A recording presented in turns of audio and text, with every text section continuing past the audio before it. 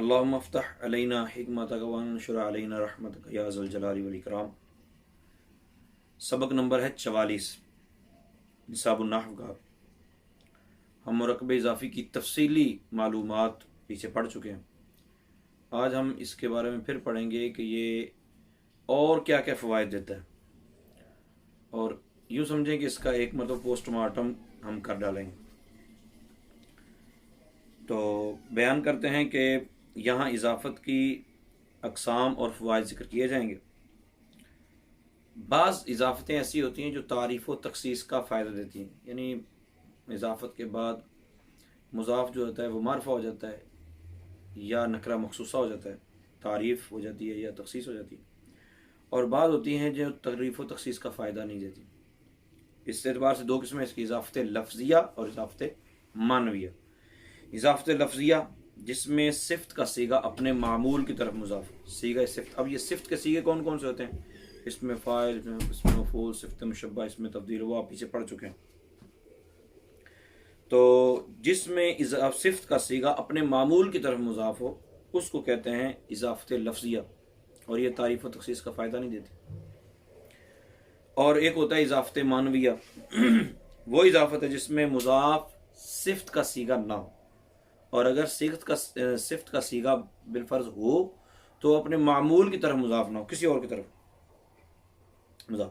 جیسے غلام زیدن، زید کا غلام، کریم البلدی۔ اب کریم صیغہ صفت تو ہے لیکن اپنے معمول کی طرف مضاف نہیں۔ تنبیہ کے طور پر بیان کرتے ہیں اضافت معنویہ میں مضاف الیہ سے پہلے، اضافت معنویہ میں مضاف الیہ سے پہلے 3 قسم کے حروف جارہ محذوف ہو سکتے ہیں: من، فی یا لام۔ من، فی یا لام، ٹھیک ہے، ان میں سے کوئی ایک مقدر ہوتا ہے۔ اس اعتبار سے اضافت کی 3 قسمیں بن رہی ہیں۔ اگر لام محذوف ہوگا مضاف الیہ سے پہلے تو اضافت لامیہ ہے، اگر من محذوف ہوگا تو اضافت منی ہے، اور اگر فی پہلے محذوف ہوگا تو اضافت فیویہ ہے۔ اضافت لامیہ کی تعریف بتا رہے ہیں، وہ اضافت ہے جس میں مضاف الیہ سے پہلے حرف جر لام مقدر ہو۔ اس صورت میں مضاف الیہ نہ ظرف ہوتا ہے اور نہ ہی مضاف کی جنس سے ہوتا ہے۔ جیسے کتاب اللہ، اللہ کی کتاب۔ غلام زید، اصل میں کتاب للہ، یعنی اللہ کے لیے یہ کتاب، یعنی اللہ کی ملکیت یہ کتاب، ٹھیک ہے، یہ قرآن پاک لیں گے تو اللہ کی کتاب۔ غلام لزید، زید کا غلام، زید کا غلام۔ اضافت منیہ وہ اضافت ہے جس میں مضاف الیہ سے پہلے حرف جر من مقدر ہو۔ اس صورت میں مضاف الیہ کی جنس سے ہوتا ہے۔ اگر من مقدر ہوگا تو مضاف الیہ کی جنس سے ہوگا۔ جیسے خاتم فضۃ، چاندی کی انگوٹھی، یہ اصل میں خاتم من فضۃ تھا، تو اضافت سے تخفیف اور تخصیص اور تعریف کا جب فائدہ ہوتا ہے تو پھر اس طرح فائدے ہوتے ہیں، تو خاتم فضۃ کہہ دیا گیا۔ اضافت فیویہ وہ اضافت ہے جس میں مضاف الیہ سے پہلے حرف جر فی مقدر ہوتا ہے۔ اس صورت میں مضاف الیہ مضاف کے لیے ظرف ہوتا ہے، جس صلاۃ اللیل، رات کی نماز۔ اب رات جو ہے یہ صلاۃ کے لیے ظرف ہے، وقت ہے، جگہ ہے، یوں ظرف کا 2 مطلب ہوتے ہیں۔ تو اضافت کا فائدہ کیا ہوتا ہے جی؟ اس میں وہ بیان کر رہے ہیں کہ اضافت اگر لفظیہ ہو تو تعریف کی بجائے فقط تخفیف کا فائدہ حاصل ہوتا ہے، ٹھیک ہے۔ کریم البلدی، یا پہلے جو انہوں نے بیان کیا ہے دارب زیدن، تو دارب زیدن ہوتا، یا مطلب فعل فاعل بنایا جاتا تو اسی کا ذرا جملہ لمبا ہو جاتا، انہوں نے لمبا نہیں کیا۔ تخفیف کا فائدہ، اضافت لفظیہ میں صرف تخفیف کا فائدہ حاصل ہوتا ہے، یعنی مضاف کے آخر میں تنوین گر جاتی ہے، اور اگر نون تثنیہ، نون جمع وغیرہ ہو تو وہ گر جاتے ہیں۔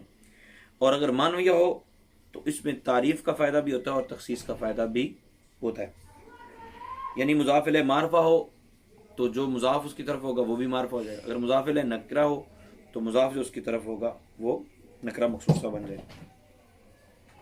جیسے غلام زیدن میں غلام بھی معرفہ ہو گیا، اور غلام رجل میں غلام نکرہ مخصوصہ ہو گیا۔ اب اضافت کے چند ضروری قواعد اور بڑے ہی انٹرسٹنگ ہیں، مضاف پر الف لام نہیں آتا، لیکن چونکہ اضافت لفظیہ تعریف کا فائدہ نہیں دیتی، اس لیے اس اضافت میں مضاف پر الف لام کا دخول جائز ہے، کیونکہ الف لام آتا ہے معرفہ کرنے کے لیے، تو جب پہلے اضافت ہی معرفہ کر دے گی تو پھر اس کو الف لام لانے کی ضرورت نہیں ہے، معرفہ کر دے یا نکرہ مخصوصہ کر دے۔ تو اس کی چند صورتیں بیان کرتے ہیں۔ نمبر 1، جب مضاف تثنیہ یا جمع مذکر سالم کا صیغہ ہو، جیسے الضاربا غلام یا الضاربو غلام، اس وقت الف لام داخل ہو سکتا ہے۔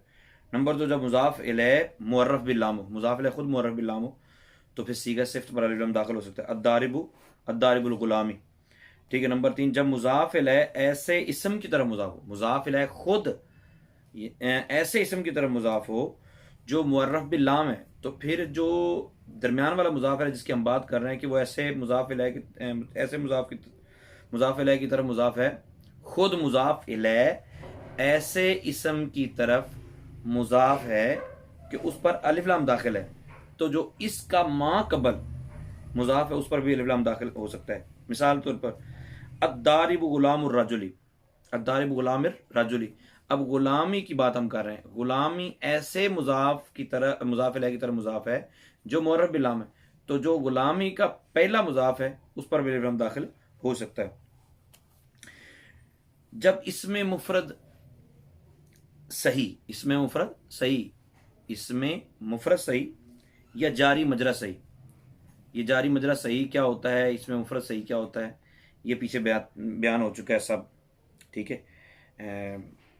جب ہم سبق بیان کر رہے تھے مورب اسماء کا، تو اسم مفرد صحیح یا جاری مجرا صحیح کی اضافت یا متکلم کی طرف کی جائے تو یا پر جزم بھی پڑھ سکتے ہیں اور فتح بھی پڑھ سکتے ہیں، جیسے کتابی، کتابیہ، دلوی، دلویہ، یہ دلوی یہ جاری مجرا صحیح کی مثال ہے۔ اور ایسا لفظ اگر جملے کے آخر میں واقع ہو، یعنی ایسا لفظ جو مفرد منصرف صحیح ہے، یہ جاری مجرا صحیح ہے، وہ یا ضمیر متکلم کی طرف مضاف ہے، ٹھیک ہے، یا متکلم کی طرف مضاف ہے اور جملے کے آخر میں موجود ہے، تو کبھی کبھار یہ ہوتا ہے ہا بھی بڑھا دینا جائز، اس کے آخر میں ہا بڑھا دینا، جیسے کتابیہ، کتابی میری کتاب، اب ہا بھی بڑھا دی کتابیہ یا حسابیہ۔ اب یہ قرآن پاک میں کہیں اگر آپ کو نظر آئے یا حدیث پاک میں کہیں گزرے تو آپ کو پتہ چل جائے گا کہ یہ ہا صرف آگے بڑھائے گی، اصل میں کتابی لفظ ہے۔ آپ یہ نہ ڈھونڈتے پھر نہ ہا کا ترجمہ کیا کریں گے ہم۔ پھر آگے والا بیان کرتے ہیں، اگر یا متکلم کی طرف اس میں مکسور یا منقوص، اس میں مکسور الف مکسورہ جو ہوتا ہے، یا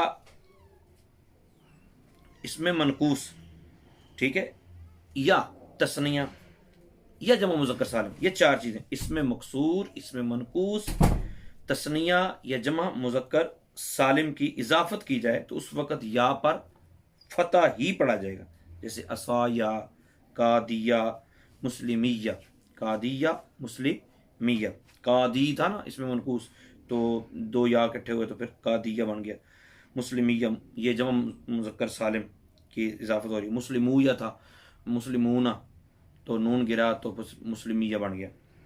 یہ آپ کو پورا قاعدہ بتا دیا جائے گا نصاب الصرف کے اندر۔ اور جب اسماء ستہ مکبرہ کی اضافت یا متکلم کی طرف کی جائے تو محذوف حرف کو نہیں لوٹائیں گے، یعنی ابن ابون سے تھا، اخن اخون سے تھا، ٹھیک ہے، اس کو جب یا ضمیر متکلم کی طرف اضافت کریں گے تو اس کے جو محذوف حرف ہیں وہ نہیں لوٹائے جائیں گے، جیسے ابی اور اخی پڑھا جائے۔ پھر بیان کرتے ہیں مضاف ہمیشہ اسم ہوتا ہے، مضاف ہمیشہ اسم ہوتا ہے، جبکہ مضاف الیہ اسم ہونے کے ساتھ ساتھ کبھی جملہ فعلیہ بھی ہو سکتا ہے، جیسے یوم یقوم الحساب۔ تو نیچے انہوں نے لکھا ہوا درج ذیل جملوں میں موجود اضافت کی اقسام کی پہچان کریں۔ آپ سب سے پہلے اس میں یہ دیکھیں کہ صیغہ صفت کون کون سے ہیں، یہ آپ ڈھونڈیں۔ صیغہ صفت جب آپ کو مل جائیں پھر آپ دیکھیں کہ جب صیغہ صفت مضاف ہوتا ہے اپنے معمول کی طرف تو وہ اضافت لفظیہ ہوتا ہے، اگر صیغہ صفت اپنے معمول کی طرف مضاف نہیں ہے یا صیغہ صفت ہے ہی نہیں مضاف تو اس صورت میں یہ اضافت مانوی ہوگا۔ اضافت مانوی ہے تو پھر اس کی تین قسمیں، لامیہ ہے، منیہ ہے، فیویہ، ان میں سے یہ کون سی قسم ہے؟ اللہ تعالی ہم سب کے لیے دین اسلام کو سیکھنا آسان فرمائے۔ آمین بجاہ النبی الامین۔